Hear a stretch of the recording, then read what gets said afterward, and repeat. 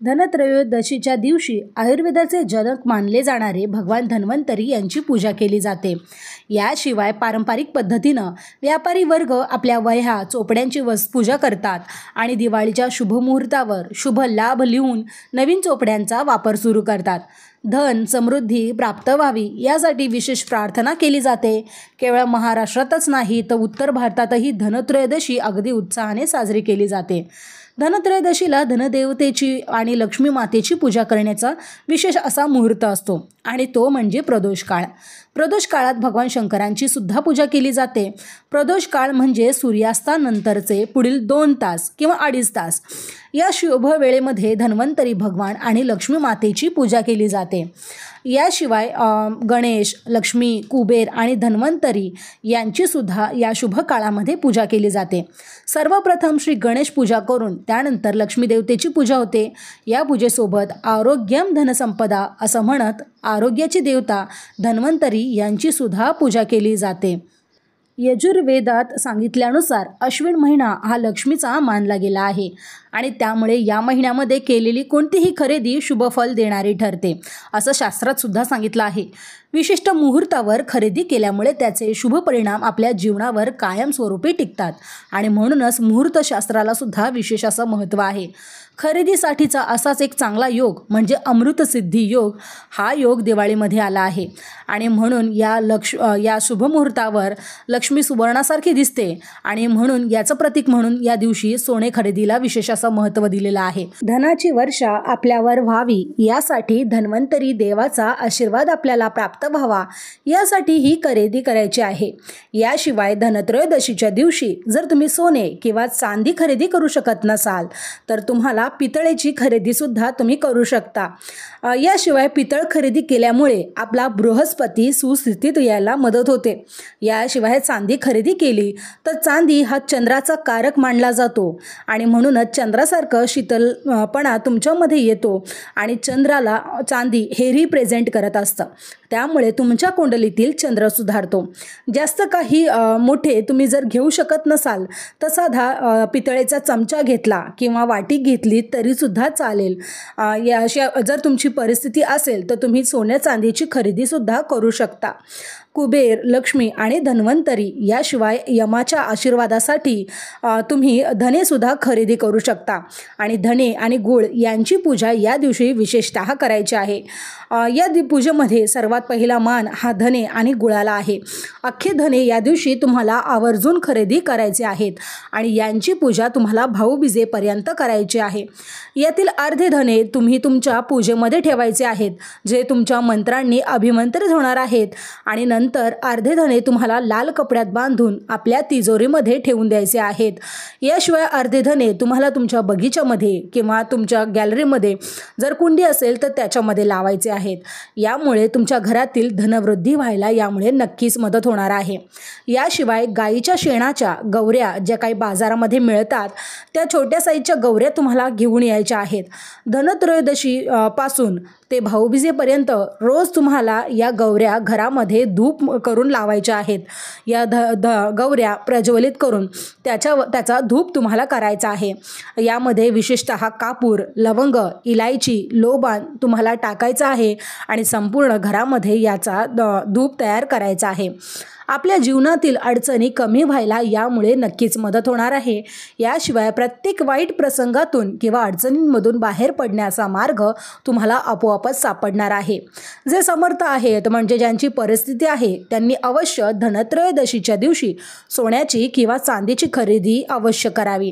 मात्र काही अडचणींमुळे की जर तुम्ही सोनं चांदी खरेदी करू शकत नसाल तर तुम्ही या दिवशी बेसन किंवा केसर किंवा हळद या गोष्टीसुद्धा खरेदी करू शकता।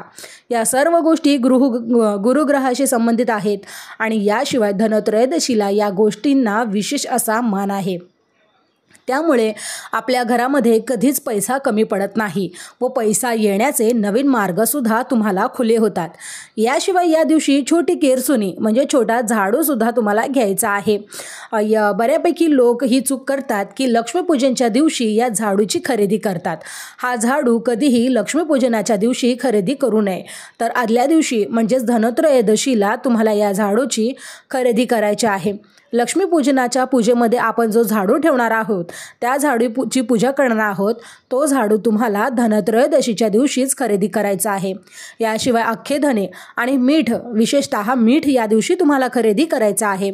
याशिवाय पिवळ्या कवड्या, गोमती चक्र किंवा 5 धान्यांची खरेदी तुम्ही या दिवशी नक्की करू शकता.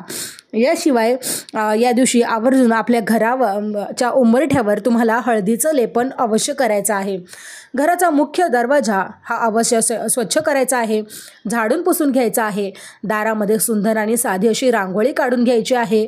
हळदीचं लेपन करायचं आहे आणि त्यामुळे आपल्या घरामध्ये देवी लक्ष्मी प्रवेश करते. दरिद्रता घालवण्यासाठी जेव्हा आपण स्वच्छता ठेवतो तेव्हा दरिद्रता जाऊन धनलक्ष्मी आपल्या घरामध्ये प्रवेश करत असते. लक्ष्मी आणि अलक्ष्मी या दोघी सख्या बहिणी आहेत. जिथे घाण अस्वच्छता असते तिथे अलक्ष्मी वास्तव करते आणि त्यामुळे जिथे स्वच्छता असते, टापटीपणा असतो, तिथे लक्ष्मी देवी वास्तव करते. या दोघीही एकाच ठिकाणी एका वेळी राहू शकत नाही आणि म्हणून होईल तेवढी स्वच्छता ठेवायची आहे. घरातील स्त्रियांचा मान ठेवायचा आहे, आदर करायचा आहे. यामुळे सुद्धा लक्ष्मी माता आपल्यावर प्रसन्न होते.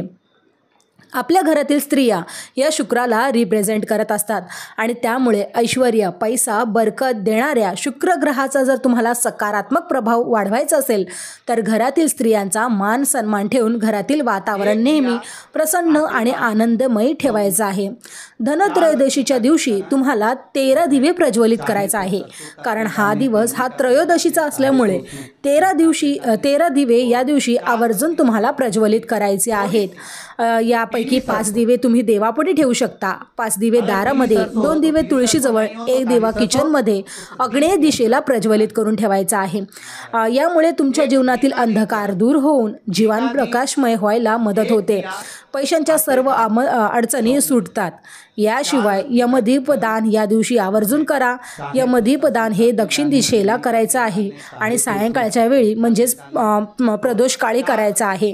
दिव्यामध्ये एक वात अजिबात लावू नका, तर दुहेरी वात असावी किंवा व्हिडिओमध्ये दाखवल्याप्रमाणे चौमुखी दिवा तुम्ही लावलात तरी सुद्धा चालणार आहे. 2 मुटके सुद्धा याच्या बाजूला तुम्ही ठेवू शकता. भगवान धन्वंतरी हे भगवान विष्णूचे अवतार मानले जातात. त्यामुळे जर तुमच्याकडे धन्वंतरी भगवानाची प्रतिमा किंवा मूर्ती नसेल तर यावेळी तुम्ही विष्णूचे अवतार असलेल्या बाळ श्रीकृष्णाची मूर्ती सुद्धा ठेवून त्यांची पूजा केली तरी सुद्धा चालणार आहे. आयुर्वेदाचे जनक आणि देवांचा वैद्य असलेल्या अमृताच्या भांड्यासह समुद्र मंथनाच्या वेळी ते प्रगट झाले होते आणि भगवान धन्वंतरी हे समुद्र मंथनाच्या वेळी हातामध्ये अमृत कलश घेऊन प्रकट होणारे तेजस्वी रूप मानलं जातं आणि म्हणूनच धन्वंतरी 4 भुजा असलेल्या हातात अमृताचे भांडे, शंख, चक्र आणि औषधी वनस्पती किंवा औषधं आहेत. या दिवशी आपल्याला चांगले आरोग्य, दीर्घायुष्य आणि सगळ्या रोगांपासून मुक्ती मिळावी म्हणून धन्वंतरीची पूजा केली जाते. जर तुम्ही या दिवशी आवर्जून मी सांगितलेल्या वस्तू जर खरेदी केल्यात तर त्याचा विशेष असा लाभ तुम्हाला नक्कीच मिळणार आहे. आपल्याला चांगल्या आरोग्याची तसेच धनाच्या लाभाची आपली इच्छा पूर्ण व्हावी यासाठी धनाची देवता कुबेर यांची सुद्धा पूजा तुम्ही या दिवशी करू शकता.